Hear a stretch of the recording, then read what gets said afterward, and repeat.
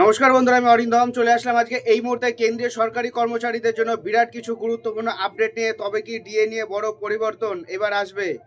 ফিরে আসবো পুরনো বেতন কমিশনের জন্য। এটা কিন্তু টোটালটাই কেন্দ্রীয় সরকারি কর্মচারীদের জন্য বিরাট গুরুত্বপূর্ণ কিছু আপডেট নিয়ে চলে আসছি। ইতিমধ্যে কিন্তু আপনারা সবাই জানেন যে অষ্টম বেতন কমিশন কিন্তু ঘোষণা অলরেডি হয়ে গেছে। দেন 2026-এ 1 জানুয়ারি থেকে কিন্তু সেটা কার্যকর হতে পারে, সেটা এখনো পর্যন্ত সিদ্ধান্ত আসেনি, বাট ওটাই হবে।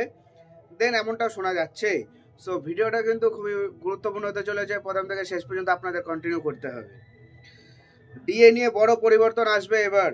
ফিরে আসবে পুরনো বেতন কমিশনের নিয়ম। কেন্দ্রীয় সরকারি কর্মচারীদের দিয়ে সংক্রান্ত খবর নিয়ে বড় আপডেট চলে আসলো। সাধারণত বছরে 2বার করে ডিএ বৃদ্ধি হয় কেন্দ্রীয় সরকারি কর্মচারীদের। এই আবহে কয়েক মাস আগে 50%-এর গণ্ডি ছড়িয়েছিল ডিএ। এরপর থেকে জল্পনা তৈরি হয়েছিল মহার্ঘ ভাতা মূল বেতনের সাথে যুক্ত হবে কিনা। তবে তেমনটা কিন্তু হয়নি। আসলে পঞ্চম বেতন কমিশনের সময়কালে নিয়ম ছিল ডিএ 50% ছাড়ালে তা মূল বেতনের সঙ্গে যুক্ত হয়ে যায়। অষ্টম বেতন কমিশনেও যাতে সেই নিয়ম ফিরে আনা হয় তার জন্য দাবি উঠতে কিন্তু অলরেডি শুরু করে দিয়েছে।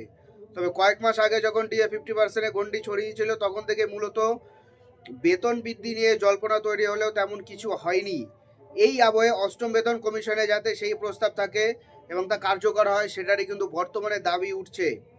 1996 সাল থেকে 2006 সাল পর্যন্ত পঞ্চম বেতন কমিশন কার্যকর ছিল কেন্দ্রীয় সরকারি কর্মচারীদের জন্য। সেই সময় নিয়ম ছিল 50%, ডিএ 50% হলে তা মূল বেতনের সঙ্গে জুড়ে যাবে।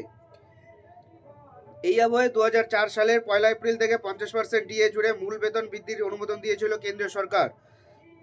তবে ষষ্ঠ বেতন কমিশনে সেই নিয়ম প্রস্তাব হয়নি। সপ্তম পে কমিশনে তা নেই। এই আবহে কর্মীদের তরফ থেকে দাবি উঠছে যে ডিএ 50% হয়ে গেলেই তা যেন মূল বেতনের সাথে জুড়ে যায়। তা এটা না হওয়ার চান্স বেশি, বাট এরা দাবি শুরু করেছে। কতটা কার্যকর হবে সেটা কিন্তু এখনো পর্যন্ত জানি না। দেন কেন্দ্রীয় সরকার এই দাবিটাকে মানবে কিনা তারও কোনো যৌক্তিকতা আপাতত নেই, কিন্তু কথাটার কিন্তু যুক্তি আছে, কারণ যেহেতু আগে একবার হয়েছিল। সো এরকম আরও আপডেট পাওয়ার জন্য অবশ্যই চ্যানেলটাকে সাবস্ক্রাইব করবেন। আপনারা দেখছেন আমার চ্যানেল নিউজার অরিন্দম এবং আমি অরিন্দম। সো চ্যানেলটাকে যদি ভালো লাগে অবশ্যই লাইক করবেন, সাবস্ক্রাইব করবেন। সাবস্ক্রাইব করার সময় বেল আইকনটা অবশ্যই ক্লিক করবেন, যাতে আমি যখনই ভিডিও দিই সেই ভিডিওগুলোর আপনার জন্য ইনস্ট্যান্ট নোটিফিকেশন আসে এবং আপনারা দেখতে পারেন। ভালো থাকবেন সবাই, দেখা হচ্ছে পরের ভিডিওতে। নমস্কার, জয় হিন্দ, বন্দে মাতরম।